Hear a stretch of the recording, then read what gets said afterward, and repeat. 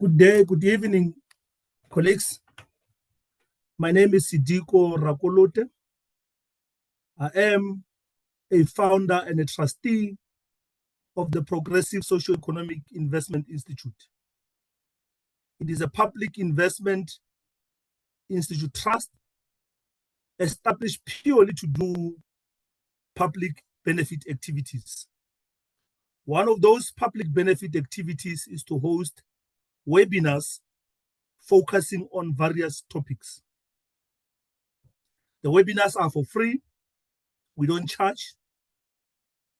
We invite various experts around the top on those topics for them to come and share their experiences around those topics. Today's session will be looking at how to write literature review. And we are so honored, colleagues, to have a presenter who has served as a guest and a substitute lecturer, both for undergraduate and postgraduate levels at the Department of Political Science, University of Cape Town. She continues to serve as internal and external examiner for research reports and dissertations from Wits University, the University of Free State, and Northwest University. Her research and supervision interests lie broadly in Africa's political economy and development issues. She believes that political economies offers a critical tool of analysis in understanding the factors that shape development. And central to these outcomes are public policy governance. Prior to joining Wits School of Governance, she was a postdoctoral research fellow at the Center of China-Africa Studies at the University of Johannesburg. At this center, she organized and participated in high-level public discussion series on pertinent development issues to Africa, and also engaged in fundraising activities and produced research papers. Ladies and gentlemen, our presenter has a Bachelor of Arts, an Honors of Arts, Masters of Arts, PhD in International Relations from University of Witwatersrand. She also attained a non-degree exchange program certificate from the Elliott School of International Affairs, George Washington University. We are so fortunate to have this presenter who has a vast knowledge on issues of literature review. Allow me, colleagues, to welcome Dr. Eyita-Okon. Doc, you are welcome to our session, and we want to thank you for accepting our invite to come and present on the issue of literature review. We are so fortunate and humbled for you to come and present to us. Over to you, Doc. Thank you very much, and good evening to you, Sediko. Thank you for the invitation, and good evening to those who are in attendance. As he said, my name is Ekeminiabasi Eyita-Okon. I'm a lecturer at the Wits School of Governance, as well as the acting co-research director at the school. And I've been invited here today to talk to you about literature review, which is something we all, myself included, continue to struggle with. It is definitely something that is an ongoing process, something that we learn as we go. There are different stylistic approaches to how we take on literature review, and so we get to talk to the basics of putting together a literature review today. That being said, I'm just trying to share my screen quickly. I'm not sure if it's this one. Let's see.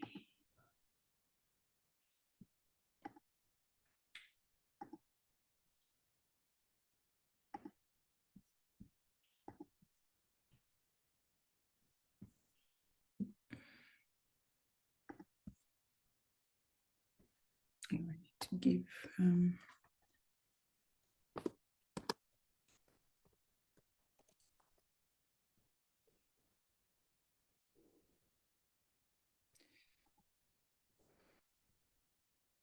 Okay, so let me try that again. Okay, here we go. There we go. Okay, please just confirm to me if my screen is visible. Visible, Doc. Visible, okay, that's awesome.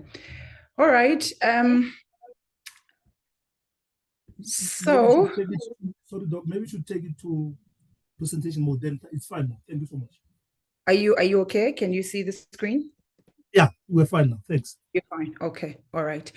Okay. So we'll be talking about writing a literature review, and I think I had forgotten to ask the audience for which I should pitch the literature review. So this definitely covers anyone or everyone who's currently doing a postgraduate study, because literature review is definitely something that we have to engage in at the proposal stage, and of course, when writing the final thesis or dissertation.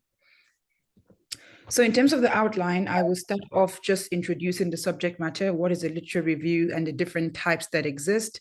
But my focus today would be on the mainstream narrative, critical literature review that we have to incorporate in our proposals or thesis or dissertation, especially for humanities and social sciences. And I do acknowledge that even within the faculty or within the school, there are different departments, different disciplines, sociology, political studies, international relations, anthropology, and the likes. And they certainly have different stylistic approaches to compiling a literature review. But the nitty-gritties, the different puzzles, the building blocks for a literature review remain the same across the board. So I talk to that. And just to take us a step back before we think about writing a literature review, to be sure that we have the basics down. And then where do we begin when we talk about writing a review? So putting ourselves in a novice's shoe to say we are now in postgrad, say a master's class, and we have been asked to write a proposal of which a literature review is one of the components. Where do we start? If you've not been in the classrooms for years, for instance, you've been working and now you are back to class and you've been asked to put together a proposal or even write a thesis on anything of your interest. Literature review is a critical component to that. So where do we begin? And of course, having talked through that, we also deal with the issue of generative AI. It is an issue that cannot be ignored.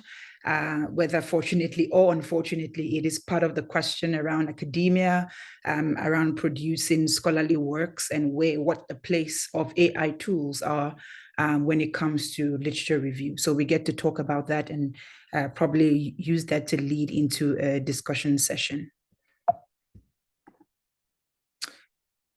Okay, so when we talk about a review, what exactly is a review? I think the name is pretty straightforward. It's basically saying you need to critically assess, critically examine a body of work on a particular subject matter. If your subject matter is in the field of development, it's in the field of public policy, foreign policy, or whatever the like is, what is the body of knowledge on subject matter within that field of work? Okay, so it is a critical appraisal of the state of knowledge on a given topic area or an issue area. And for those who get to grade our work, so whether it be an internal examiner or an external examiner, your literature review chapter or section in your proposal is an indication that you have read far and wide about the subject matter and you're well knowledgeable, you're well versed on published works or published material where your area of interest or the area you're looking to write about is concerned. An important thing to note is that a review is not a summary of what different scholars have said. We often tend to fall into the trap of saying, okay, if we're going to write a review, we're going to read XYZ articles and then just summarize them. Or Eyita-Okon 2021 argued that X is equal to Y and Y is equal to Z. In the same way, Ndlovu 2020 argued that A is equal to B and B is equal to C. So it's not a shopping list of what authors have said. Rather, it's a critical engagement. It can be across thematic areas. It can be in a chronological order. It can be in different stylistic modes, but you have to critically engage.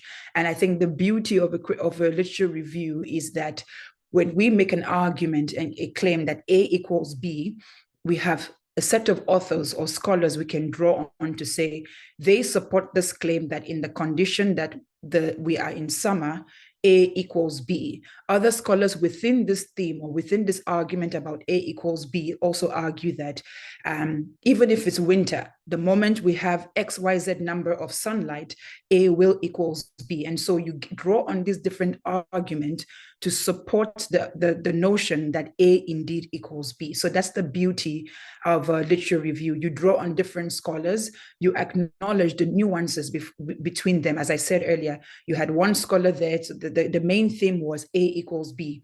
And in that example, I gave an example of a set of scholars arguing that in summer, A will always equals B, and another set of scholars who agree that A equals B, but even if it's winter, in the presence of some sunlight. So you draw on different authors, different scholars, the arguments they make, but you'll get to acknowledge the nuances between the argument and acknowledge that or put that down in your literature review. So that way you draw on this set of, or this camp of scholars, this body of knowledge, that body of knowledge, and you kind of provide a critique. If this set of scholars are arguing that in summer, A equals B, and another set of scholars are arguing that even if it's winter, if you have a little bit of sunlight, A will equals B, then we know that sunlight is the key thing here, that is the catalyst for A to equal B. So that's a critical review. You're critiquing the arguments they're making, and you can also support the arguments they're making. So that's what a review is. It's a conversation, it's a critique, it's a dialogue, a critical dialogue, and not just a summary to say scholars A, B, and C argue A equals B. Also, scholars E, F, G argue that A equals B, and no critical engagement. So that's a key nuance between a summary of an article and a critical literature review. Of course, there are different types and ways to put together a review. We have rapid reviews, we have integrated reviews, we have systematic, we have scoping, but the mainstream one that we find in thesis or in scholarly work tend to be the critical literature review, where we have to take a critical lens and look at the existing body of work to see what has been written and to embrace ourselves with the current state of knowledge on the subject matter.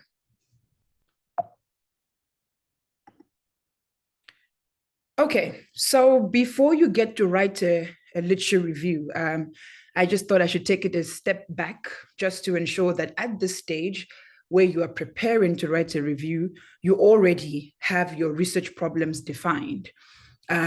Sometimes even, and I'm trying to make this as flexible as possible, sometimes even before you have an idea what to write, you need to go review the literature. For instance, if you're interested in the theme of development, you just know that development is something that, you know, makes you tick, it makes you happy, it makes you engage.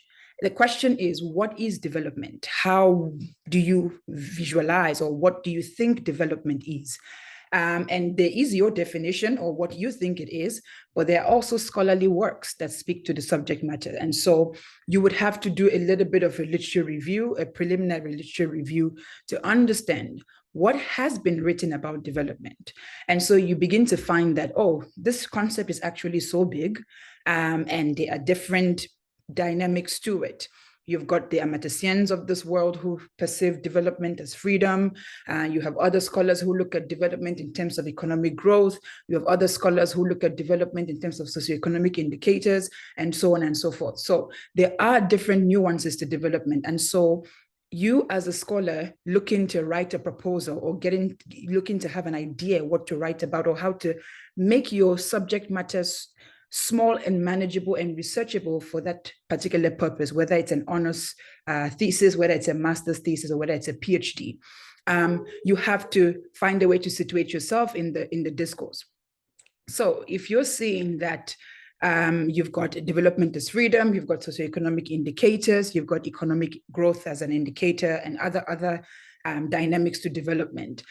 For you, this is where you come in as a researcher, because I know for entry-level postgrads, we often get taught that, you only have a voice when you have a PhD.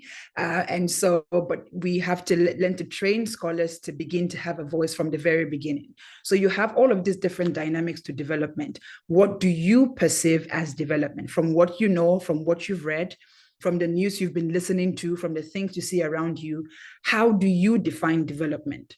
Do you conceptualize development more in economic terms, so GDP, purchasing power parity, and other economic indicators? Is that how you define development? Or do you see development more as something that has to do with the well-being and the welfare of people? So people being at the center of development. And if your answer is the latter, the people-centered development, you have to go do more research on the subject matter. What does it mean? What does people-centered development mean? What are the different arguments around development being about people and developing people? What are the mainstream arguments on the subject matter? So that way you begin to familiarize yourself with the literature on people-driven development. Okay, so literature review can be helpful in terms of helping you determine your research problem, but it's also helpful in terms of having determined the research problem, giving you an idea of what has been said so that you know how to situate your study. It's very helpful in helping you determine, where do you fall in this literature, this huge literature, where does your paper fit? And this is an important question, especially for PhDs. What contribution are you bringing to the literature? And you can only determine that after having done a literature review, because you get to establish the gaps, and then you can design or refine your study to respond to one or more of those gaps. So before engaging a literature review for your thesis, you have your research problem defined, you have your research questions defined, because these two things help to set the parameter for your study. For instance, you cannot say your research problem is development, and then you go do a literature review on development without having some sort of conceptualization of what question you're looking to answer. Are you looking to answer a question about development being people-driven, or are you looking to answer a question about development being economics-driven? And so your research problem and your research question help you set the parameters for what it is you go look for in the literature. Also, you have your methodology outlined. For instance, at this point, so what I'm referring to now is people who have gone through perhaps proposal stage and are looking to put a thesis together. You have an idea what the design of your study is. Is it a comparative study? Are you looking to do a mixed method design? At this point, you have an idea what your methodology is. And you also have an idea what your cases are before you embark on the literature review. Okay, so these are or can be preliminary things to note and to have in place ahead of conducting a literature review. But in a case where you are new to this postgrad life and you are trying to figure out where you stand, then literature review could also help you determine what kinds of questions or what to look for for your study. Okay, I often get questions from my master's and even PhD students to say, okay, fine, you want us to write a literature review, or literature review is required of us, fine, but where do we start? What do we look for? How do we look for it? How do we know that we have found what we should be looking for? I've read all of these articles. How do I know I've read enough? When do I read 5 articles and then I say, okay, I've read enough, I can now write a review? So all of these questions often emerge, especially amongst postgrad students. And I often say my first thing is, and this is me speaking as someone who is in the postgraduate study, just trying to figure this whole thing out. How do you get a review done and done properly? So first thing I always say is have a list of keywords. It can be 10 words, 12 words, but have a list of keywords that speak to your subject matter, that speaks to the areas, that speaks to what it is you want to write about. In this case, I used key concepts from my thesis. I was writing on the political economy of regional hydropower investments in Africa. And so key to this are issues around large dam development in Africa. Key to this, because we're talking about political economy, you're looking at the interplay between politics and economics where large dam development is concerned. Key to this, because it's a large dam, you don't have one state or one player or one actor involved. It's a set of multiple actors. So that's another keyword for me: multi-stakeholder cooperation challenges and large dams. Political economy of mega dams development in Africa. What are the challenges of dam development in Africa? And what's the issue area around, or issues, what emerging themes come up when we talk about large dam development in Africa? So these are some of the keywords. And for me, in relation to my study, it's large dams, it's development, it's Africa, it's political economy, it's cooperation. All right. And you can reorder this. I have a list of 4 here just to show you that you can put in different things, but the key terms must remain in the search. And for me, it's cooperation, Africa, and large dams. Okay. So these are some of the ways you can use your keywords to look for articles that speak to what it is that you're doing. What can you use to search? I often say to students, well, thankfully, most universities have a good library, online library or virtual library, where you can have access to a range of articles, whether it's books, whether it's conference proceedings, whether they're even reviews or journal articles. You can have access to them through your university library. But if for whatever reason your university doesn't have that, there are other open source search engines that you could try. I know that JSTOR is open source. Google Scholar is also open source. You can use that to find, you type in your keywords and search for what you're looking for. ResearchGate is also a good one, especially when you're Googling or Google Scholaring and you find articles that require you to pay. You could find the free version, because sometimes the authors behind the articles post the articles on ResearchGate, so you can access them there. Sometimes you could even write to them to say, could you kindly share your article with me or your chapter with me, and then introduce yourself. I'm a master's student, or I'm an early PhD student trying to put together a literature review, and I read the abstract to your article and I found it very insightful or helpful, and I'd be grateful if you could share with me. Most of them, more likely than not, 98% of the time, the authors often do send the articles to you.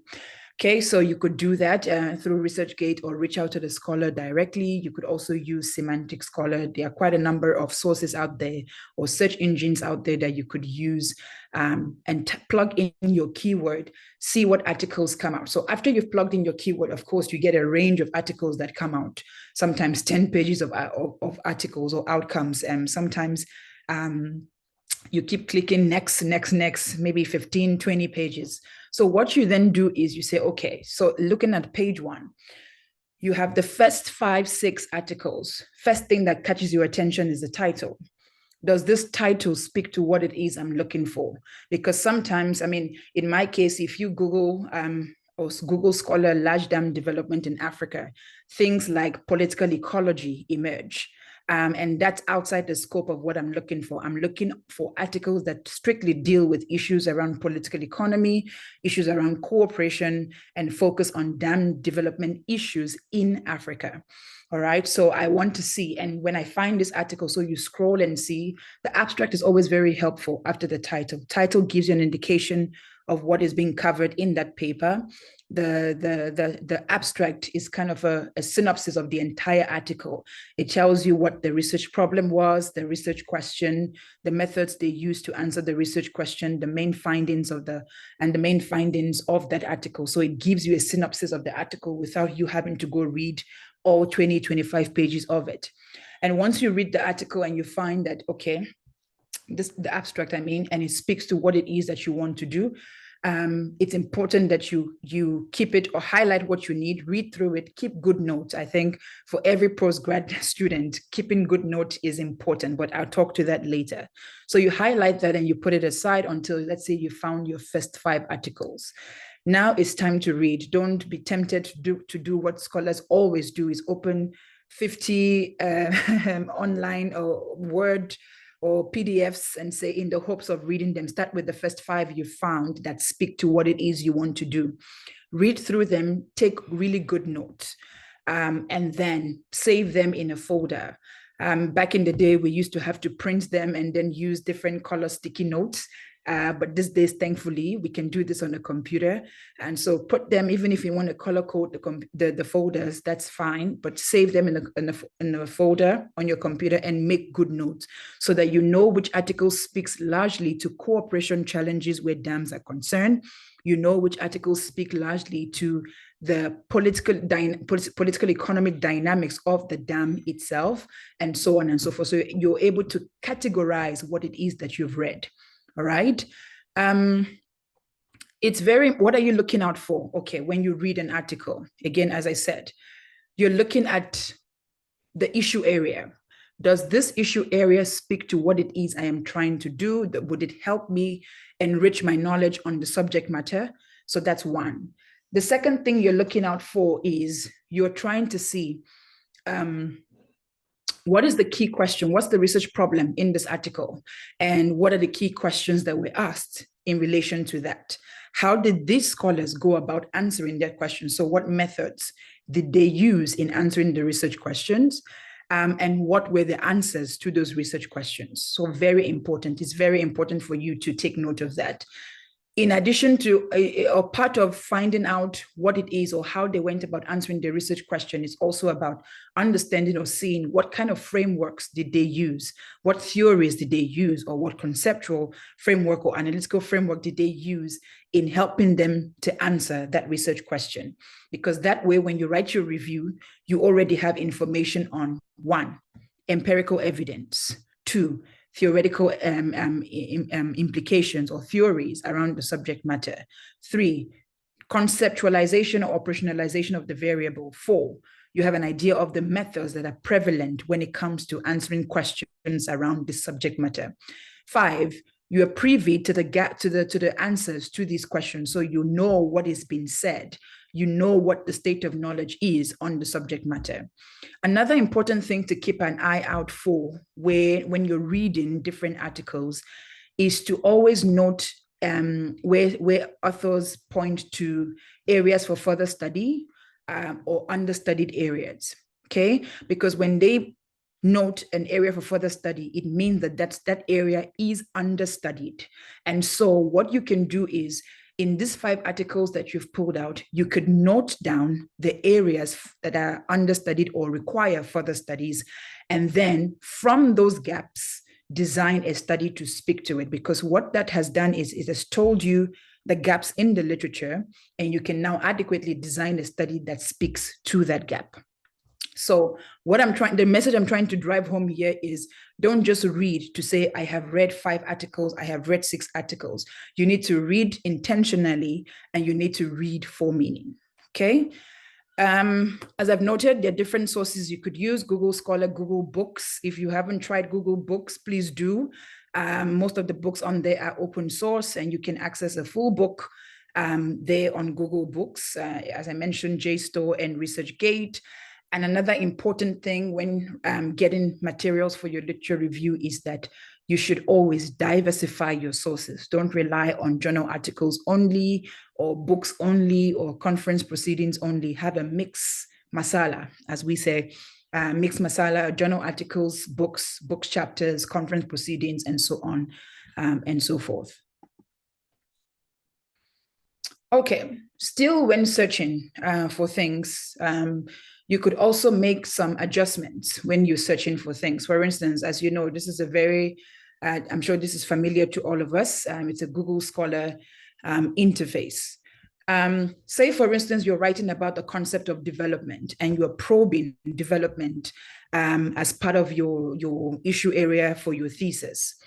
It's often important because this concept itself, especially where Africa is concerned, has evolved. What development means today has not been what development has meant, say, from the late 1950s into the 1960s. So think about independence, early post-independence era. So the concept of development has evolved. And so what you may want to do, if development is the main variable of your study when reviewing the literature, is you may want to take note of the argument around the development or the evolution of that concept.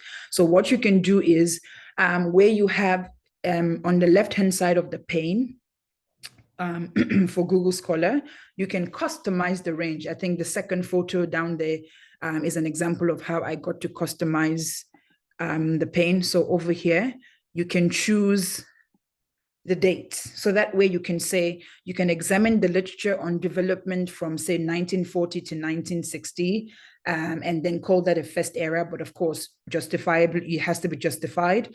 You can then review the literature from 1970 to early 1990s, another era of the structural adjustment programs and so on and so forth. So you can categorize this in terms of epochs and review the literature on development as a result. But if you're looking to just see what material is out there, whether contemporary, whether classic, you can just leave it at any time and then put in or plug in your search, your keywords. Okay, you could also edit the article type if you want to review articles. So articles where other people have reviewed either a book or a classic on the subject matter, you can adjust it to choose review articles instead of any type of articles. So you could also sort by date or by relevance, completely up to you, depending on what it is that you're trying to do.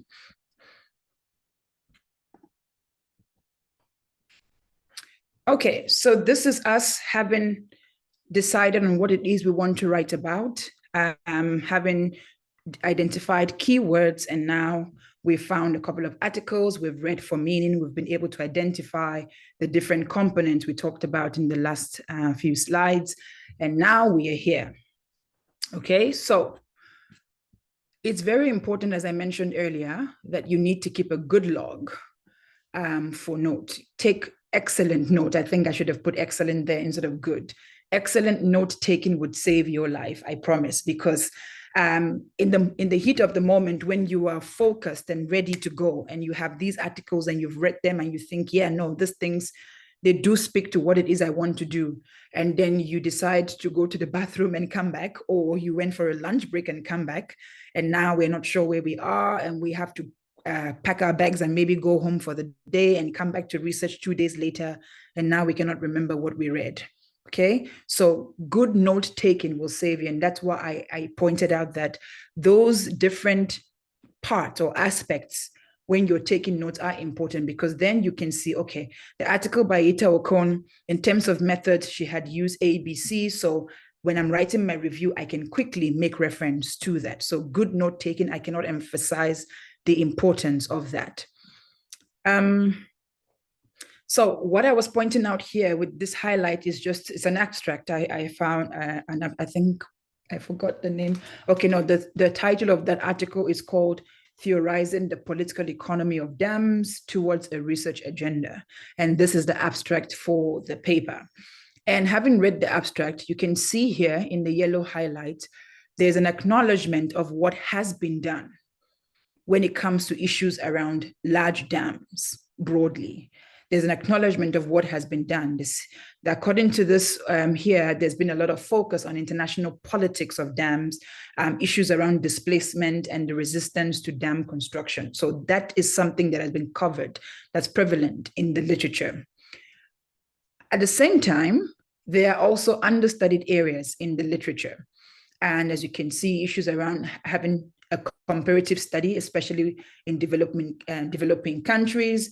So the transnationality of dams seems to be an understudied area, but also the micro-political processes where dams or national level decision-making is concerned seem to be an understudied area. And so now you've been able to identify that, okay, this remains an understudied area. Hence, my study focused on the political economy of regional hydropower investments, because that speaks to the transnationality, the transnational dynamics of large dams in Africa. So that's how you get to respond to an understudied area, a gap in the literature, being able to design a study that speaks to that. So I can safely say that in the literature where dams are concerned or large dams are concerned, the regional dynamics or the transnational dynamics remain understudied. And so my study will be contributing to that area.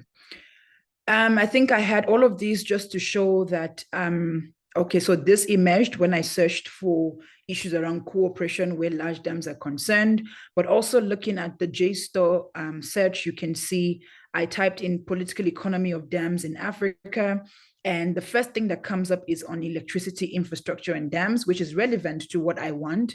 But then the next is about fish migration.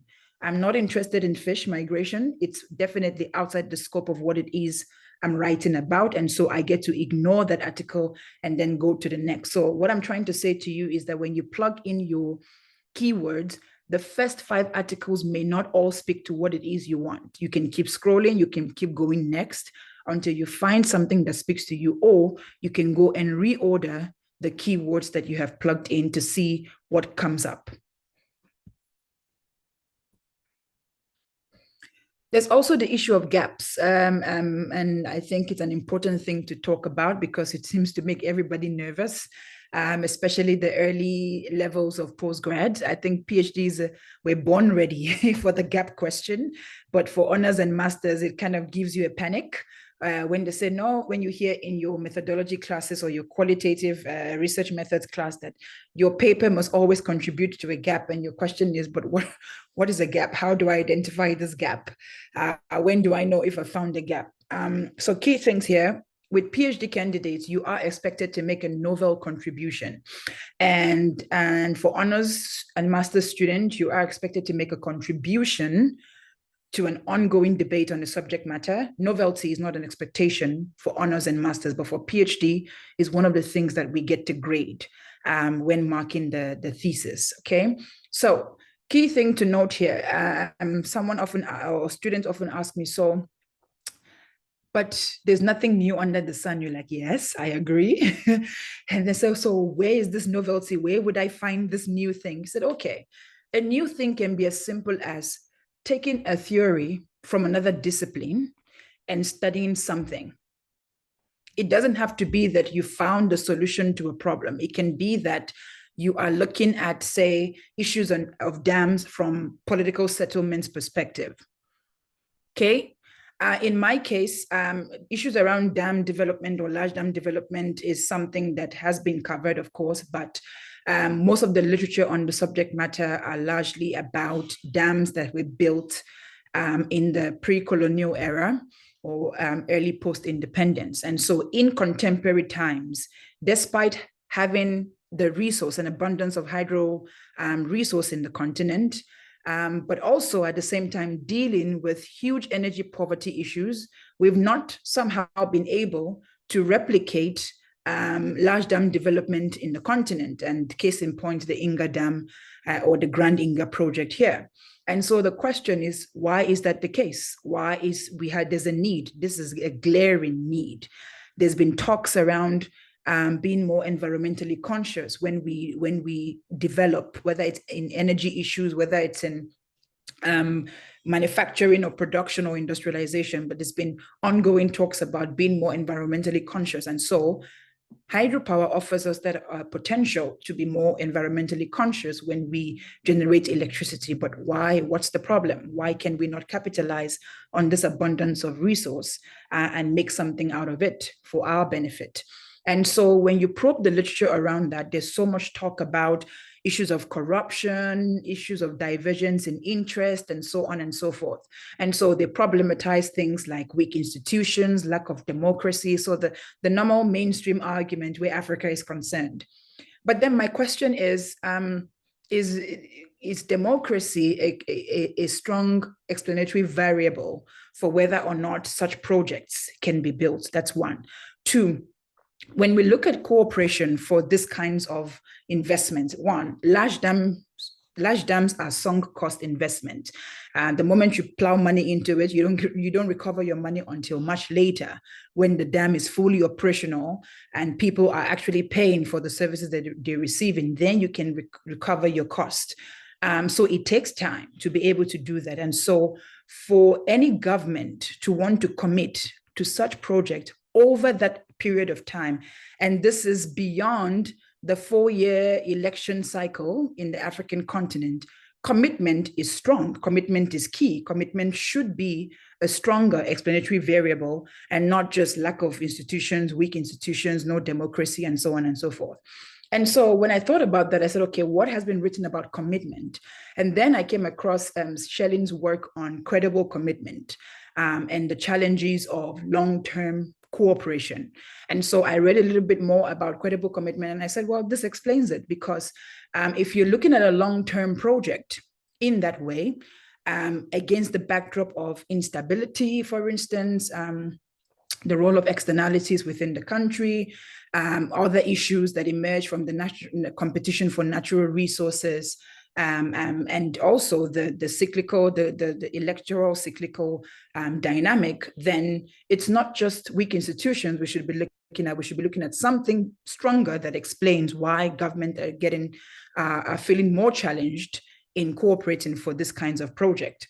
And so I used credible commitment as an analytical tool to understand why in contemporary times we have failed to replicate Ekahorabasa, for instance, or even the Kariba Dam, for instance, in contemporary times. And so the use of credible commitment in understanding or explaining that situation became the novelty where my study is concerned. So it can be something as quote unquote simple as taking a concept, operationalizing the concept and using it to explain a phenomenon. For honors and master's student, it could be as simple as using a theory, maybe questioning a mainstream theory, for instance, thinking about the natural resource curse hypothesis. I refer to it as an hypothesis, others refer to it as a theory. But when you think about the natural resource curse hypothesis or theory, you could use a different case study or a case study that does not involve oil to dispute or discredit or challenge that hypothesis. So that could be a contribution to the literature. So it's not about going to find a solution to a problem, but of course, there are studies that are designed to find solutions to problems. There are disciplines that have to do ethnographic research to take on the livelihood or the lives of the people they're studying, and then deduce, from their lifestyle, what can be done to resolve X, Y, Z problems. So there are different disciplinary stylistic approach to research. But the key thing remains that for PhDs, you need to make new contributions. For honors and masters, contributions can be saying something or bringing in a new theory to explain a phenomenon. So ultimately, contributions can be along argument, evidence, population, theoretical, or methodological lines. So it could even be that on a particular issue, let's say we find that when it comes to say issues of foreign policy or issues of socioeconomic development or even crime-terror relations, there's a lot of works been written about other third world countries, say your Bangladesh, Brazil, and so on and so forth, but there isn't much literature on Africa. And so that remains, and that is an understudied area. And so you using a case study from the African continent becomes a contribution. It could be that a mainstream theory, as I explained with the resource curse hypothesis, has been used so far to explain the dynamic between resources and development, and perhaps you decide or think about this differently and decide to use another theory, or even decide to use another resource in probing this relationship, and that becomes a theoretical contribution. So contributions don't have to be about argument or evidence alone. It can be methodological. For instance, you find that on a particular subject matter, all of the articles you've been reading or the works you've been reading, and you find that scholars often use qualitative methodology to answer the question, whether it's case study, whether it is interviews, whether it is ethnography or whatever the case might be. And perhaps you got your hands on data that was previously classified but now open source, and you want to do some sort of quantitative or statistical analysis on the subject matter, that becomes a methodological contribution. So contribution can vary. It's not just about argument or the empirical part. So now we have all of this information. We need to now put this in writing so that somebody can read it and give us a grade, okay? And first things first, you need to structure your review.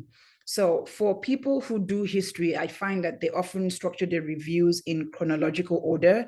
So they start from the 19 or 1800s and then work their way down to contemporary times in reviewing a particular phenomenon or the evolution of a particular phenomenon. The more popular one is thematic review, where scholars get to look at a subject matter and look at the different themes that have emerged, the different arguments on the subject matter, and then try to synthesize them, either put them in camps. I often say the place you can start to say camp for, those who are for the subject matter, those who are against it, and those who are Switzerland. The Switzerlands are always the middle ground. They never take sides. So there you can start. So you can think realism, liberalism, and then the constructivists who are always in the middle. So that could be one way to categorize the argument or the themes that emerge from the literature.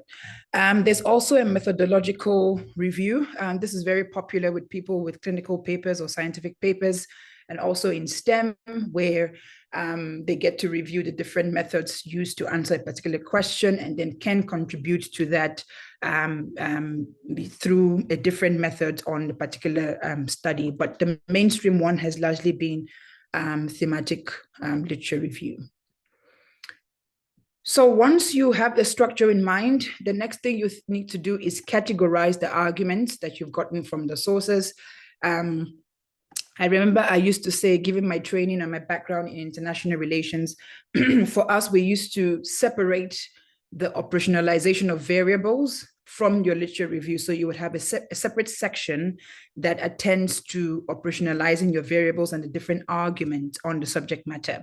But since joining the School of Governance, since it's an interdisciplinary school, I see the different stylistic approach to things. So I find that certain disciplines, say M&E, for instance, or even a core public policy paper, would incorporate the definitional issues or contestation on a particular variable within the literature review, which also makes sense. So depending on what it is you're writing about, you can start off by engaging on the definitions of the subject matter. How have different scholars defined something like structural violence, or the link between urbanization and human security, or even the concept of development, the concept of economic growth, or whatever it is? What are the different definitional arguments around the subject matter? And so you engage that critically, and then so that's one, the definition of the concept. Secondly, you need to categorize or outline the argument when it comes to the relationship between the variables. So what are scholars saying? Are they saying that when we talk about the political economy of large dams, are we saying that there are certain political economic factors that can be catalyst for dam development, or are they saying that there are more challenges involved here, and so that itself, the political economy of the dam, undermines the dam being built? So what's the relationship between the variables when you probe the literature? Is it a negative one, a positive one, or no relationship? And what are the arguments under these different camps? Also, theoretical argument. What theories are scholars using to answer these questions? Are they drawing on political settlement theory? Are they drawing on the resource cost theory? Are they drawing on regionalism in order to make sense of dams? What's going on? What are the theoretical arguments in the literature on the subject matter? Once you've taken stock of this, it could also include methodological argument as well, population argument, in terms of the fact that so much has been written on the subject matter, but barely anything on South Africa. They always focus on countries with oil resources, but not countries with other kinds of resources like gold, and that's a gap. And so your study would be looking at South Africa as a contribution to the literature. So that's another country. So once you've taken stock of these arguments, now you have to talk about the gaps. And this also happens within the literature review. So what gap did you identify in terms of evidence? You see that not so much evidence on countries without oil as a natural resource, or countries that are not fully democratic. So studies around this subject matter only focus on countries with democracy or who are deemed to be democratic. And yet this phenomenon is ongoing in quasi-democracies and even autocracies. And so by you studying an autocratic regime or a quasi-democratic regime is a contribution to the literature. So you have to identify the gaps and then indicate how you are intending to contribute or fill in that gap. I always emphasize that it's important. This part is important because this is you as a marketer. You are selling your thesis. You are letting the reader know that after giving you the state of knowledge, I have identified the gap for you. This is how my study makes a strong contribution to this literature. And so there's no reason that my study should not be conducted. So it's very important that you include that part, how you contribute to the literature, how you fill in the gap that you've identified within your literature review. Also important is the acknowledgement of your sources. Please always, always, always acknowledge your sources. If you lift something off a paper, please use double quotation marks and include the page numbers. So every direct quote must have the page number or numbers included in the in-text references. If you're going to quote something that is more than 30 words, you have to index it and include the in-text reference and the page number or numbers. So very important to note. Indirect attribution is basically just saying, according to Ndlovu 2023, she argues that this and that, this and that, this and that. So that's indirect attribution. There you don't need a page number. But the moment you directly copy and paste, please always include the correct reference and the page number or numbers where you got that from. Another key thing when writing your review is the use of paragraphing. But we're not just writing because we want to write. We are writing intentionally.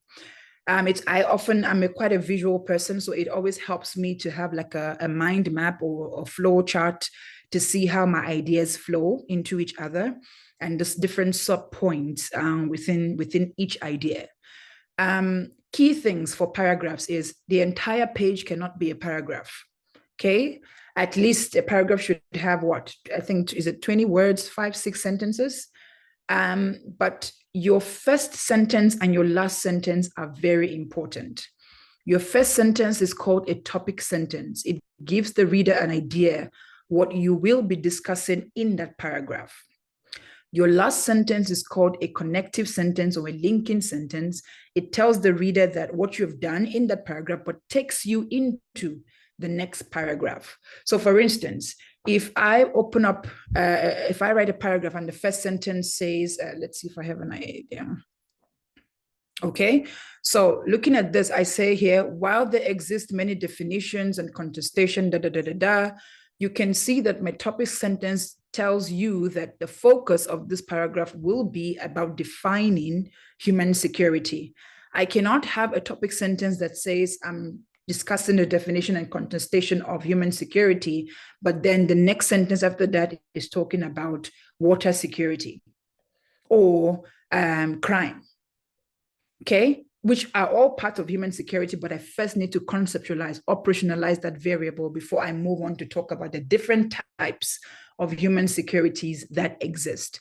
And as you can see, that topic sentence covers me because the following paragraph still covers contestations around the definition of human security. So your topic sentence is the first sentence of every paragraph.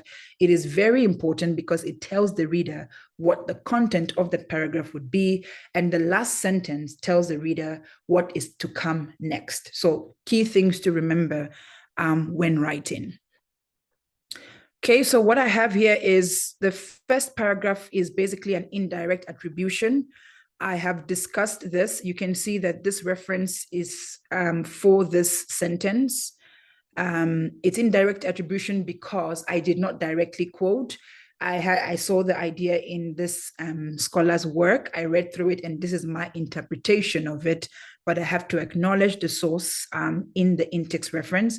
And as you can see, there is no page number. All right. In the next example here, I quoted Gaspar. And you can see I have a direct quote which begins at includes and ends at stability. Okay, I copied and pasted this sentence from that paper. And so I am indicating to the reader that I've copied, by using a double quotation mark. So for every, when you submit your paper for a reviewer to look through, the moment they see a page number, the next thing we're often looking for is the direct quote, because the page number indicates that you've copied something from somewhere. And so we're looking for the direct quote. So please make sure that you always indicate and reference properly anything that you have lifted from anywhere, just to prevent issues around plagiarism. Okay. But yes, when you're writing your paper, as you can see, these are just different paragraphs from, I think I had an article on urbanization and human security in post-colonial Africa. And these are just different ways that help you, to show you how to synthesize the arguments that you've learned from the literature. So in this case, for instance, the second paragraph, I'm looking at the discourse that goes beyond human security. All right. And I've quoted Gasper here, who agrees that human security includes certain degrees of stability, supporting that mainstream argument. My argument on human security going beyond definition is another scholar that I read, Beck, 1992. So what I've done is that the scholars that I have mentioned here look at the subject matter in my topic sentence from similar perspectives. And so it made sense for me to acknowledge both of them and bring in the argument, because it speaks to what my topic sentence is referring to. In this third paragraph, let's see if I can, okay, I can move this, sorry. In this third paragraph, I was looking, it's not a continuation, there are other paragraphs in between. So it may look a little bit displaced. So here I was looking at the relationship between violence, security, and poverty, where urbanization is concerned. And that's the key theme, that's the running thread. And I should have copied the paragraph before this. And as you can see, every argument and every scholar I've brought in here are scholars that support the argument or try to establish a link between these variables. Okay, so that's how you get to synthesize what you have read and use them to answer or enunciate or support the argument you're looking to make in your literature.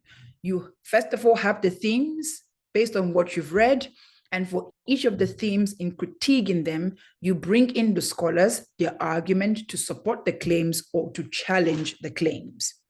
Okay, and that's how you get to synthesize when you're writing your literature review. Arguments for, arguments against, middle ground argument. That's just the basic. Of course, it differs from discipline to discipline. Okay, I hope I'm not out of time, but I just want to cover this very big question. We are in an era of the fourth industrial revolution. We are in a big data era. We are in the era of AI tools. And so the question is, where do we place generative AI or AI tools in general when it comes to academic work generally, but particularly where literature review is concerned? And I guess there's sentiments around this. I think most academics frown upon AI tools because of the challenges it has brought in terms of the classroom assessment and all. But I think we are also looking at ways to incorporate AI when it comes to academic work. And so the AI definitely can provide the support that is needed, but it does not replace or should not replace the author. It's our job to ensure that we write the review. AI tools can be brought in to help with editing, for instance, or to even get ideas from. But it's our job to run with the ideas, develop the ideas by reading further, and then putting down what it is that is needed. So hence the word of caution, it should not be used to replace the author. It can help you get outline for your review. It can point you to emerging themes, and there are quite a number of them out there. I think my favorite is lit maps, because it helps you map out, literally a map out the different scholarly works on the subject matter. And it's your job to go read those works, tease out the arguments, and then take great notes to help you when you are writing your literature review. ChatGPT seems to be the famous one right now.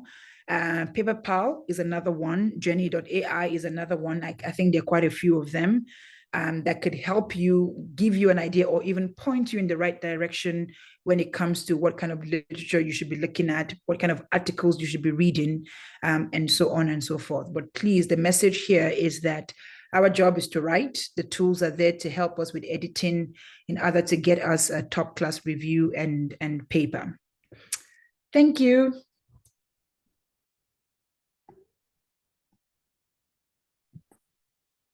Thank you so much, Doc. Very informative, detailed. Will allow participants to ask questions or make some comments. Participants, please raise your hand and ask a question. Matlala, you go first. Okay, thank you, Dr. Sediko. And thank you very much, Doctor. Doctor, I've got a question which struggling. Maybe it's sort of an advice that you can provide me. If I am a prospective, sorry, am I audible? You are very audible, Matlala. But let's do like this. I just want to check in terms of the location. If you ask a question, please, when you introduce yourself, just mention your country so that we can show that we have got people from all over the world. So just mention your country and ask a question. Thanks. Matlala?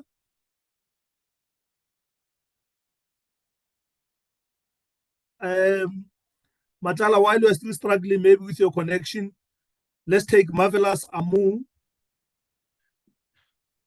Marvelous?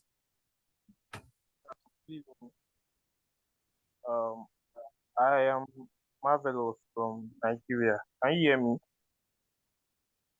Yes, I can. Yeah, we can hear you. Marvelous. All right. Thank you so much for this informative section. In fact, well, it has been a very great one. So my question is about literature review in general. Because I am a recent graduate, and I didn't really get the full scope of writing a literature review while I was an undergraduate. So the normal way of writing literature review was according to my own knowledge. So it's about divided into sections. So we have the conceptual review, we have the theoretical frameworks, and we have an empirical review. So I don't know. I really don't know how that works, but my perspective is that theoretical review is about writing out theories that support your topic, and then conceptual review are key topics, key sub or things that you can write about that are supporting your topic or your research um, research topics. And then the empirical review are just like maybe past research that people have done, then you can just state how they have done their works, the methodologies they used, and how they came about the results. So that's my um, previous knowledge about people review. But when I get to learn about, because of this learning, I got to know that literature review is not really about you writing what others people have done or giving out summary. It's about criticizing it or giving out critics on this or what people have done. And it doesn't necessarily mean that you're going to be partitioning your literature review into sections, just like I knew. So it's just about writing out what other people have done, writing giving out critical review, giving out critics on it. So it might not necessarily be that you are going to partition it. So I just want to confirm, am I actually wrong about my prior knowledge on literature review? Or is there is it that I can write it that way and this is just another means of writing a literature review? I just want to confirm. I just want to grasp a full concept of literature review. Thank you, ma'am. Yeah, thank you so much, colleagues. Let's be very brief when you ask questions so that can allow other people to make questions, to ask questions. I just want to check with you, Doc. Do you want me to take at least 3 questions, then you answer, or you want to answer after each and every question? 3 questions are fine. Thank you so much, Doc. Bruno, followed by Matlala. Okay. So my question is that how can I use AI to review the paper that I have written so that it should be a top class review? Thank you, Bruno. Matlala. Okay, thanks, Sediko. Mine is just, I need an advice here. Just if I'm a doctor, if I'm a prospective scholar for master's or PhD program, and then during my preliminary investigation, I identify a gap that needs to be researched further. And then I put together the proposal, presented to the scholars, and then later on, when I do go deeper into the literature, I realize that there's been so much research conducted around the area that I've identified that gap, and then that gap is already sort of been filled, it's been spoken about. What would be your advice for me to go further with my research in that regard? Thank you. Thank you, Matlala. Over to you, Doc. Thank you very much. Great questions, everyone. Starting with the first question. So what you've highlighted basically in terms of the partitioning, that's fine. So that's a stylistic approach. You find that it's just the categorizing of the content of the review. However, what I disagreed with was you said that what you know is you were to highlight the concept and the theories that support your argument. Because it's a review, you are critiquing, it's a literature review. When you review something, if you were marking a paper and you were to review the paper, you would not only say, oh, this paper, or look for things that support the argument. You'd say, oh, but why didn't you use this theory? How come you did not consider this scholar or that scholar? There's a classic literature you didn't consider. Oh, but why is this method being used here when you could have used XYZ method? So that's a review. And so it's not meant to just support what it is that you're trying to do, but you're meant to critically engage it.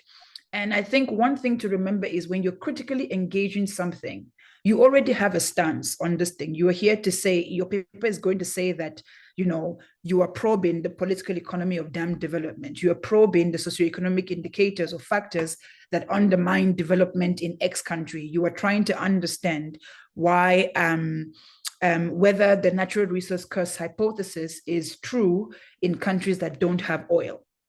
All right. And so what has been written about that, you can categorize them into theoretical review. So what kind of theories have been used to understand natural resources and development across the board and then in Africa? What kinds of concepts have been used to understand? I think when you look at the literature on natural resource curse, issues around greed versus grievance comes up, corruption comes up, issues around human security comes up, roving bandit and the banditry dynamics to governance and also comes up. So these are emerging themes on the subject matter. These are concepts that emerge on the subject matter. And so you can review each of these concepts under the conceptual subheading. Still on the same literature review, you can review the theories. So the natural resource curse hypothesis. The other one just escapes my mind now. The two mainstream ones used to understand the relationship between the two. You could also review those theories, but critique them to say, okay, the mainstream argument on this covers ABC. These are the explanatory strengths, but there remains an explanatory weakness. And so because of these gaps, I will be using this theory for my study, okay? So you critique the mainstream ones, show their strengths, show their weaknesses, and then to make up for those weaknesses, the theory you intend to use comes in. So it's all about stylistic approach, apportioning in the literature review chapter, but the content is about critiquing and then drawing on what you want to use to make a case. Remember, you are making a case for why your study must be done. And you're showing that you have read the literature, you kind of agree with them. There are also gaps there, but you can contribute by looking at this issue using that concept, that theory, and that case study or that method. So that's the point of the literature review. So there's nothing wrong with apportioning as you've done, but just be careful that you are not supporting only, that you're critiquing and making a case for why your theory would be better suited for the study, for why your method will be better suited for the study, and so on and so forth. I hope that answers your question. Yes, thank you. Marvelous. Okay.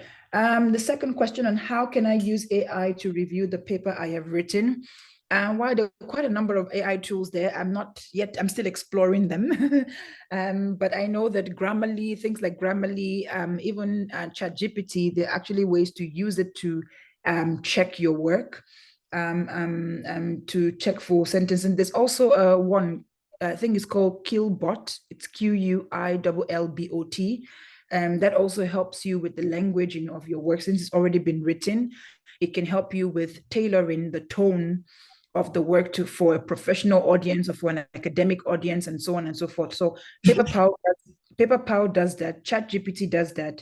Genie.ai also does it, but so does Quillbot as well. So you can explore these different AI tools to review your paper. In terms of the third question around being a prospective scholar and having identified a gap, but now you are deep in the study and you find that it's not a gap. I think my first question would be, are you a PhD student or a master's student? Because if you are a master's or honors student, I think in this case, there's a bit of flexibility. You could perhaps either bring in a different theory to assess the subject matter, bring in a different case study, or even do a comparative case study to assess the subject matter without grave implications. If you are a PhD student, again, depending on your university, this is a conversation you need to have with your supervisor, but you may need to, with some schools, it's okay. I think you just need to, if it needs to reflect in your title, then you need to sign an amendment form and change your title. But for other universities where you have like a whole defense process, and if you change anything, including the case study or the methodology, then you need to have like a formal either review process or go back to panel. So it depends on what university you're in. But I would say, I hope that in terms of the gap, if it's PhD, that it's something that can be addressed by bringing in a case study or even doing some sort of nested analysis, bringing a new methodology or method into the game to help address those issues. But if there is a need to, revise according to the rules of your university and go back to panel, then it might be something to consider. So just quickly, is this for a master's, honors, or PhD candidate? Not specific, doctor, but it could be for, I see this mainly in masters. Okay, no, if it's masters, that it's something you can get away with if you can bring in another case study for either a comparative case study assessment. Say, for instance, you were looking at South Africa and you're looking at state capacity in South Africa for, say, the just energy transition. And you find that there's been so much written about that, and now you don't know where to go. So one thing you can do is to look at other countries where there is rife energy poverty, and try to understand and have the resources for the transition minerals, and what are the dynamics, what's going on in those country cases in terms of addressing the energy transition. So there are ways that you can go about it if it's an honors or master's level study. Okay, maybe I could just have a follow-up question on that. Sorry. Okay, no problem. Is there such thing as enough literature review? Mm. You've conducted enough to be able to identify enough gaps or or is that just an illusion? I'd say enough. There is no such thing as enough literature review, because you can actually go on and on and on. But I think the important thing is to be able to say, within this particular issue area that I'm looking to write about, in my case, it was issues around dam development and regionalization and political economy. These are the issues, these are the emerging themes on the subject matter. But these are the areas that have not been fully covered. And so I am contributing to that gap. If I was to go on and on, I would talk about other things, the political dynamics and the this and the that, but it's important that we know when to stop, but ensuring at the same time that we have fully exhausted the discussions, the critique of existing body of work on that one subject matter. And we have also emphasized how we are looking to close or contribute to fill that gap that we've identified. It doesn't have to be multiple gaps. Like I said, it can be one thing, a theoretical gap, a methodological gap, an evidence gap, a population gap. It can be just one thing. And our study is positioned to address that one thing in literature. And that's sufficient. Okay, Doc, thank you so much for responding to the first batch of questions. And we'll take Samsung, and I can see Marvelous Amu is coming back. Samsung SM, I don't know what's the name. Yes. Okay, Samsung. Okay. Good evening, sir. My name is Enda Taitu from Nigeria. Okay, go on.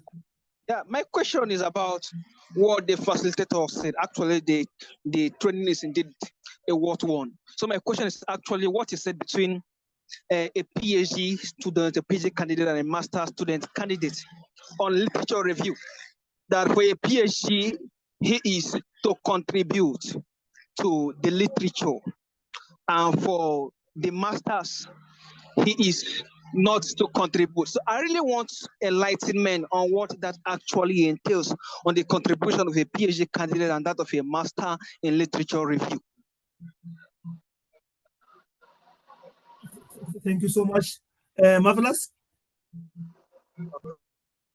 Thank you, sir. Thank you, Doc, for doing justice to my previous question. So my question is kind of a follow-up to my previous question, and is about having empirical review on your literature review. Can we just restrict our review to concepts and theories? And again, about the theories, how can we generate theories that are relevant to our research? Are the theories are they relevant to like discipline, each discipline? Maybe I'm in education, maybe I'm in health discipline. Are they relevant? Or can I just mix theories from different disciplines? That's my question. Thank you so much, Marvelous. Before you answer, Doc, there was a question about, is there something called enough literature? Something like that. Maybe you link your answer to that to what is an ideal length for a literature review chapter? Can I go on and write 100 pages for literature review chapter, or there's some agreeable length of the literature review chapter? Thank you so much. Over to you, Doc. All right, thank you very much. So to the first question on the difference between PhD, masters, and honors, I think, as you'd know, for each of the different levels, each level ahead is held to a different standard or a higher standard. For a PhD, novelty is a must. You must contribute new knowledge to the literature. And as I mentioned earlier, new knowledge can be that there's so much written about development keeps coming to mind because I'm working on a paper on the subject matter, but there can be so much written on the Sahel and terrorism in Africa and so on and so forth, but barely anything on a different dynamic to terrorism, say rebel groups and localized terrorism. And maybe literature in Africa on crime-terror relationship has always looked at the big ones, the Boko Haram, the ISIS, the ISIL, the the Al-Shabaab, the Lord Resistant Army. So that has been the big one. But we can also see this playing out in localities within country, especially in areas that are deemed to be forgotten, quote unquote, by the government, not reachable by the government. We can see that play out in different ways, in different forms. For instance, the Fulani headsmen, also the same headsman dynamic in Kenya as well. So you deciding to study localized terrorism using the headsmen, the Fulani headsmen, or the headsmen of the Tana River in Kenya becomes a contribution to the literature on crime, terror, and terrorism in Africa, because literature is all about, or mostly about, the mainstream one, the transnational ones, the ones that go across borders, and so on and so forth. And yet barely, I'm not saying that they don't exist, but there's limited literature on the local dynamics to terrorism, how these transboundary ones translate or play out at the local level. So looking at a paper or writing a paper or a thesis on that subject matter becomes an empirical contribution, a population contribution as well to that literature. So for a PhD, novelty is required. How you think about something, how you solve a problem, or how you contribute, how you shape knowledge on a subject matter is important. As I said, it can be, in my case, using myself, it was about looking beyond the mainstream dynamic of cooperation, all right, where everyone at the mainstream dynamic, every time a corporation or regional anything is concerned, it's always corruption, weak institution. That's the literature on the subject matter. But in my case, I was looking at what it actually means, the reality of committing to that kind of long-term project in this age and time. Whereas during the Koharo Bassa time, the Volta Dam time, the Kariba Dam time, you were mostly in colonial era. And so these are two governments who understood the assignment. They knew that I need you, you need me, I would invest the resource to get this done. And so it must be done. So the dynamic at that time was different compared to post-independence era. So many externalities, so many intervening variables. The dynamic is slightly different. So maybe something other than corruption explains why this project has not been constructed. And so me deciding to use credible commitment as an analytical tool, a lens to probe post-independence dam relations in Africa was my contribution to the literature on large dam development in Africa. So for PhD, novelty is expected. For honors and masters, again, I guess it also depends on university, but most universities in South Africa, for honors and masters, you are expected to make a contribution to an ongoing phenomenon. Doesn't mean that you cannot make a novel contribution. It's not an expectation, but you must say something. You must add credence to the existing literature. So as someone was asking me, it could be that somebody wanted to probe this same dam question, large dam question, but wanted to look at the socio-technical dynamic to it. Maybe somebody wanted to contribute to the subject matter by drawing on political ecology. These are all contributions to the ongoing debate on whether or not large dams are still relevant in contemporary times against the backdrop of environmental issues. So nuance, the key nuance is PhD student or PhD candidate must contribute new knowledge to the literature. Honors and master's student must contribute to the ongoing debate in the literature. Draw on different theories, draw on case studies, that's fine. But for PhDs, it is a must. If you do not contribute novel knowledge, you don't get to pass with a PhD, unfortunately. So that's the difference between the different categories of postgraduate study. How can we generate theories on the discipline? So, I mean, I think we exist in an interdisciplinary, multidisciplinary, transdisciplinary era. And I should not see, I don't think it's contemporary for anyone to have a problem with you drawing on any theory outside of your discipline to explain a phenomenon. I mean, in international relations and political science, in political economy, we draw on game theory to explain things, and that's from behavioral sciences, that's maths, okay? And so even being able to draw a theory from a different discipline, say you are looking to explain issues around human settlement, and you decide to draw on a theory from anthropology or sociology to explain that phenomenon, that's a contribution. That's a contribution to the debate. That's a new way, a fresh way of understanding the subject matter. Now, in terms of theories or theoretical framework, these are theories that are already in existence, all right? And so you are drawing on them to explain a phenomenon. If it was a PhD level, the requirement would be for you to build a theory. So you can base your study off existing literature, but the goal for you conducting your study in terms of contributing novelty would be to build a theory on the subject matter. So again, back to the first question, that's one of the difference between a PhD and a master's, for instance. So yes, I think it was marvelous. You are allowed to draw on theories from other disciplines as long as they are relevant and can explain the subject matter. And what you get to do in that case is to say, I acknowledge the mainstream theories in my discipline on this subject matter.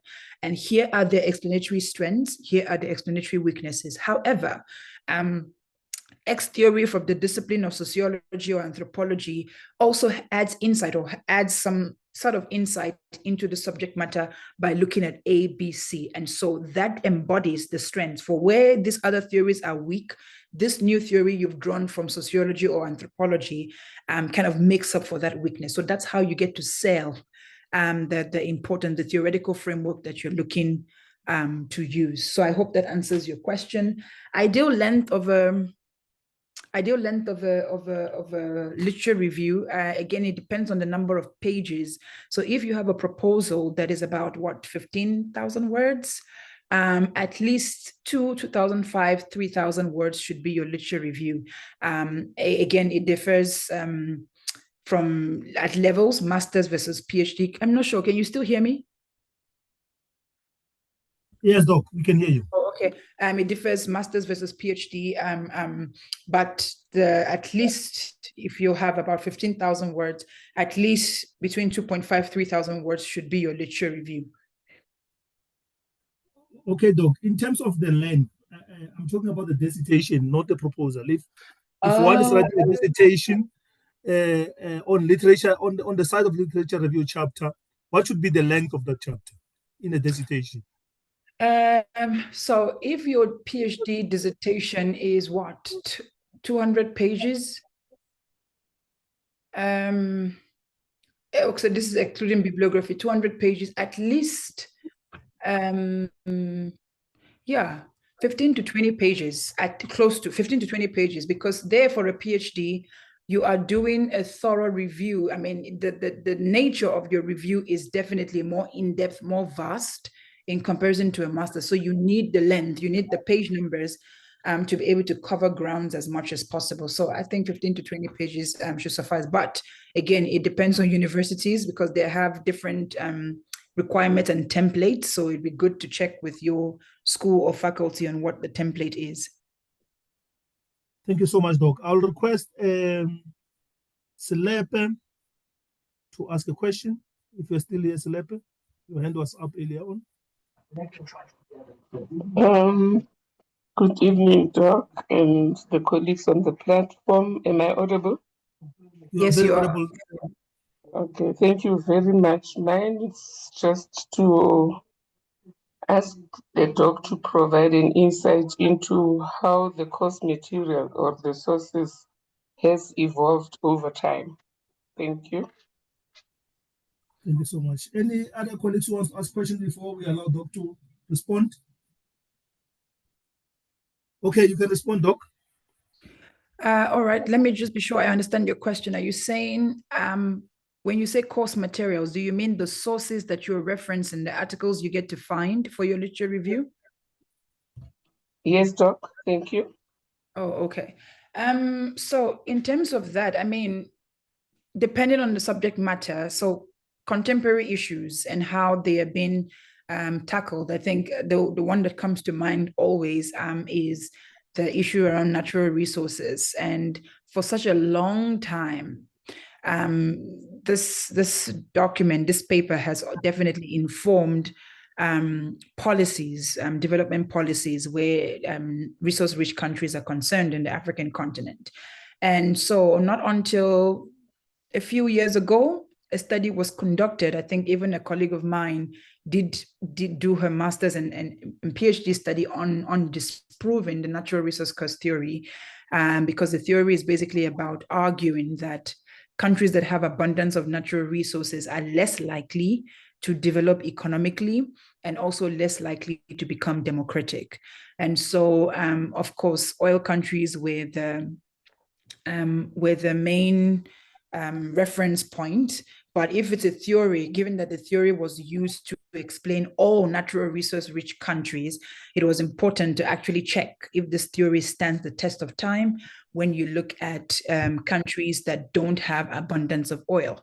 And so we had studies being done for non-oil countries, and we found that the theory doesn't hold waters when non-oil countries are concerned. And so things like this begin to emerge. So you find that a thought, an argument, a theoretical perspective from the 1980s, as research evolves, as more research is being carried out, as people get access to different parts of the world, can go in there and conduct study, as information, as data become available for parts of the world that were previously closed off, studies are being conducted to see, what is development, what should development be, what is the impact of the structural adjustment programs, the poverty reduction strategy papers, what were the impact of all of these different things, and what should we do to fix the problem. So as studies evolve, as new things happen, as information becomes accessible and available, research is being conducted that disproves something that was held dear and sacrosanct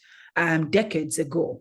And as new information evolves, hopefully the same pace at which this information evolves and emerges is the same pace at which we are making policy decisions in the right direction. But of course, as I said, to answer your question, theories have evolved, evidence have evolved because information is increasingly becoming accessible and available over time.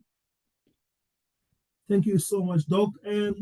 Does anyone wants to make a final comment or a question before we close? There is no hand. Therefore, we are closing our session. Thank you so much, Doc, for your contribution to the webinar. And thanks to all the participants who took their own time to come and engage with you on this matter. We really appreciate this a Progressive Socio-Economic Investment Institute for your contribution. We're really happy to have you so much. You are highly knowledgeable around this topic, and we look forward to host you again in the near future. Thank you so much. Thank you so much for having me.